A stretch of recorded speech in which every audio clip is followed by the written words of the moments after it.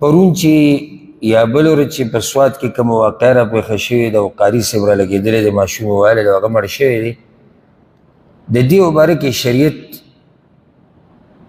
اسلام څه وایي اوس راځو د دغه جاهل انسان دې کار له او موږ ګوره الحمدلله حق ته حق وایو باطل ته باطل وایو زه داسې وایم راځو د دې جاهل انسان دې کار له مانه لږه تفصیلي شي خیر دی ځکه چې ډېره اهمه ده ډېره اهمه ده دا یو کیس نه شو دومره نښتې ملا ته دومره نښتې ځکه ملا نه به مړ شي که نه او هغه مړ شو اوس راځو د دغه جاهل انسان دې کار له او موږ ګوره الحمدلله حق ته حق وایو باطل ته باطل وایو زه داسې وایم راځو د دې جاهل انسان دې کار له ماشوم داسې وهل او د ماشوم وهل روا دي که نه دا مسله که مانه لږه تفصیلي شي خیر دی ځکه چې ډېره اهمه ده ډېره اهمه ده دا یو کیس نه شو په مخه دا کیسونه دي په مخه دا کیسونه دي زموږ د بچو د سبقونو نه زړه تورېږي د بېدینو خلکو اعتراضات ډېرېږي او ماحول خرابېږي او داسې ظالمان هغوی ښه ډاډه کېږي لازم دې خبرې وضاحت پوره پکار دی اول دا خبره یاده کړئ ادب کې چاته ته ادب ښیي التأدیب ورته په عربۍ کې وایي ادب چې ته چاته ښیې که نه او الله تعالی مشرتیا درکړي په هغه نو کله ناکله ادب په ښوو کې د ګزار ورکولو اجازت شته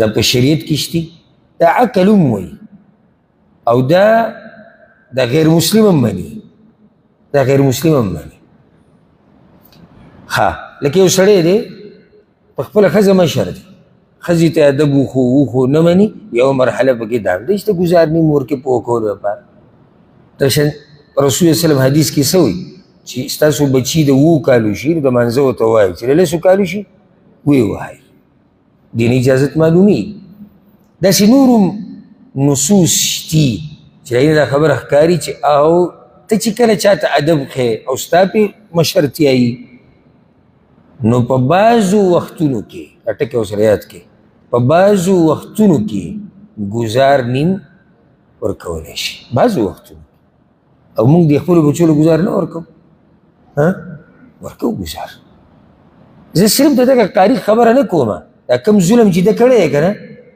داسې ډېر ظلمونه مور پلار د خپلو بچو سره هم کوي دومره وایي هغه هم ناروا ده هغې نه هم راځو بچی وهل د ادب دپاره کله ناکله د بعضو شروطو په رڼا کې جایز دي متاسو د شریعت کې هم دي د عقل هم مني صحیح عقل او دا د غیر مسلم هم مني بلکې تاریخ چې راوالي نو مسلمانانو چې کوم مشران تیر شوي دي خلفا تیر شوي دي باچایان تیر شوي دي خپلو بچو ته چې هغوی چا چې به د هغوی بچو ته سبق وو هغه ته به یې ووایي چې تا ته اجازت شتي چې ته دته د ادب په دوران کې که وهل مفیدو نو تا ته حسب ضرورت او حکمت گنجایش شتي دا به هغوی استادانو ته دا خبره کوله ښه نو آیا بس چې څه کې کوه داسې اوبو خو نه دی راوړی یاره ما په خپله سبقونه خصوصا چې ما قرآن یادو هغه ما د قاریانو صاحبانو سره خفه کېږي دی نه او زه زما نیوکه په هغه چا کې دا غلطي ده نو روغ سړی به نه خفه کېږي ځایم چې لکه اوس موږ یو مجلس کې ناست یو داسې وایو چې غلا کول نه دي پکار ایو ګرم شو تا خلک یاد کړو نو ته غلې وي نه زه غل خو نه یم نو ولې خفه شوې کله چې موږ د چا غلطي بیانو موږ هغه سړی یادو چې چا کې دا کار دی او زه الحمدلله بخپله ما ته قرآن یاد دی زه قاري یم ما سره ټک خطا علم شتي او چې ما کې دا غلطي زه دا رد اول په ځان کوم ما هم داسې استادانو سره وخت تېر کړی کوم چې زموږ د پښتنو دي یا د پنجابیانو کې د عربو خبره نه کوم، عربو مسله جدا وي، هغوی به دې مسله ښه پوه دي. دا قصې ما لیدلي دي مخامخ. دا وهل ټکول دا عام رواج دی، دا به کېږي او داسې وهل ټکول نه چې څه وکړو. دشتي په بعضو خلکو کې دا کار او بس ما تاسو ته وکړم چې دا یو دغه ته جوړ شوی. آیا داسې وهل زه چې خپل بچی بوځم استاد ته حواله کړم، ما خو د زړه ټوټه هغه ته پرېښوده. ما د خپل ژوند میوه هغه ته حواله کړه، قاري صاحب استاد صاحب که د سکول دی که هغه د مدرسې دی که د یونیورسټۍ دی که هغه دیني او دنیوي، دا خبرې ور ټولو دپاره دي. ما هغه ته یو امانت حواله کړو. دا والجي ما چې کله دا دته حواله کړو نو دا داسې دی لکه د زوی، که زنانه ده نو دا ماشومه داسې شوه لکه د دې لور. دا امانت دی. او چې کله ته د تعلیم او د استازي په منصب کښېنې که نه، لکه اوس زه په دې کرسۍ دلته کښېنم په دې منبر، که دې جومات کې سپین ږیري هم ناستي که نه، نو هغوی سره به زه داسې شفقت کوم لکه څنګه چې زه د خپلو بچو سره کوم. دا منصب خبره کوم، ریزي خبره کوم. اوس که زما بچی زما نه تپوس کوي چې دا مسله څنګه ده، نو زه به ورته څومره په طریقه لګیم. بیا که ما ته وایي زه پوه نه شوم، ته بیا ووایه، زه به بیا هغه سره لګیم. هغه به بیا ما ته وایي، زه به بیا دغه شان چې څوک ما سره دې مجالسو کې کښېني او ما نه تپوس کوي، زه یې دغه شان پوه کوم څنګه چې زه خپل بچی پوه کوم. او که ما داسې ونه کړو زه به خیانت کوم. ما نه چې یو کس بچی راوستو مې ته دته سبق ښایه او زه په دې منصب ناست یم. استاد د پلار مثال لري، روحاني پلار دی. دا ستا بچي وي روحاني. زه نه تپوس پکار د دې ظالمانو نه چې دا کوم کار چې تا دې ماشومو سره وکړو دا ته خپل سره کې دی وایي نه، بیا خو منافق، بیا خو خیانتګري، بیا خو نه پوهېږي، علم د سره نشتي. ته دومره وهل شتي او دې لپاره یو څو خبرې دي یاد یې ساتئ. اولنی خبره الله اکبر، نیت بسی، نیت بدای چې زه دا ماشوم وهم د ادب خو دپاره. یو سړی به ما ته وایي چې مړه تا پکې نیت خبر دی چې نیت ته څه ضرورت دی، په زړه کې څه دي، دی داسې اهم دي. اهم دي. ګوره دوه استادان دي او بار بار ویلو ته ضرورت نشتی که هغه دیني دی که دنیوي. دوه استادان دي او دواړه لګیا دي شاګردان وهي.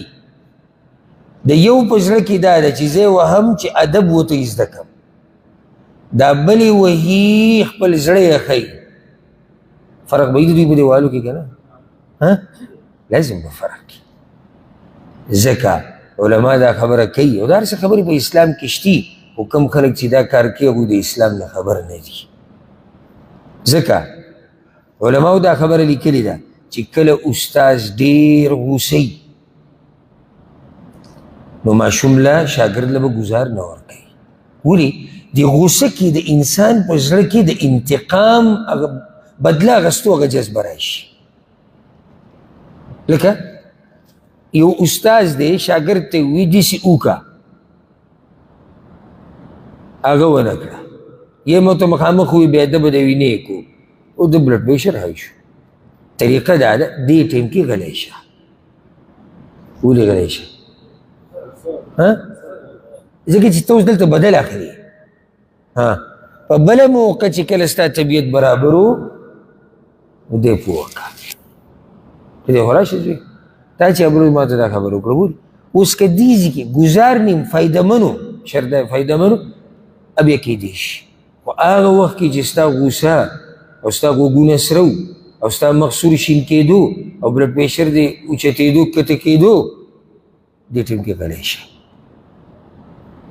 او بیا چې کمزوری او مخامخ هغه ته د چا بلډ پریشر نه های کېږي او تا ته ناست.